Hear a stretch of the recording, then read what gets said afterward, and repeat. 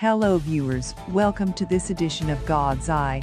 Today, we would be looking at the latest update concerning the war in Ukraine with Russia, but don't forget to subscribe to our YouTube channel and hit the notification bell to receive latest updates around the globe.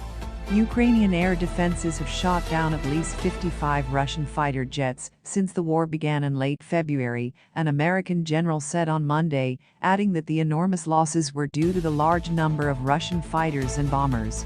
He said it was the main reason he didn't play his part. The Ukrainians shot down these planes using old Russian-made air defense equipment, forcing the Russians to severely limit flights near Ukrainian positions.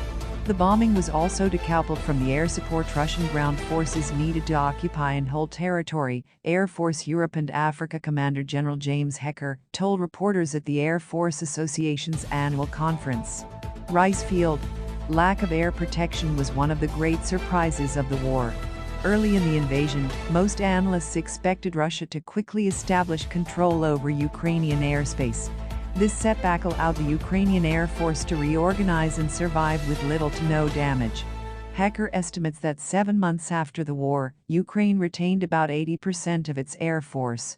At a meeting of the Ukrainian Defense Liaison Group at Ramstein Air Base in Germany this month, he said one of the big demands of Ukrainians was to upgrade his SA-10 and SA-11 air defense systems.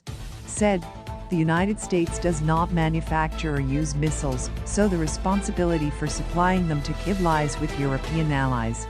One of the things unlikely to hit Ukraine anytime soon is the American-made F-16 fighter jet.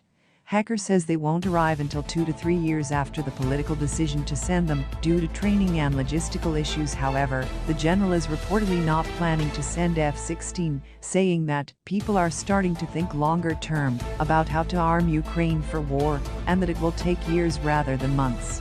Says it will continue. Last week, Politico reported that officials were in preliminary talks about whether to send planes carrying Patriot missile batteries to Ukraine.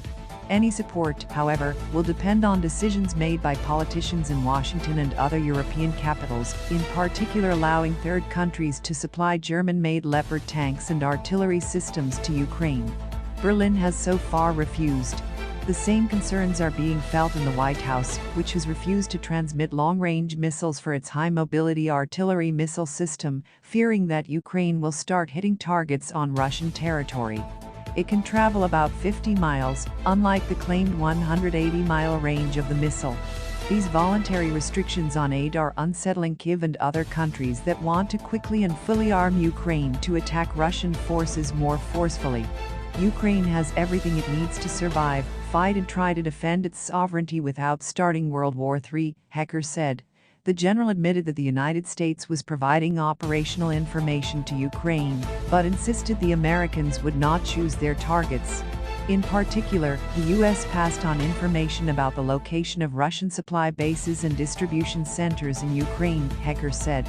"We pointed out where some of that equipment was, and then they decided whether to target it or not," he said. When the war began, Ukrainian forces were behind the front lines and had difficulty hitting targets outside the range of most artillery. But they had HIMARS.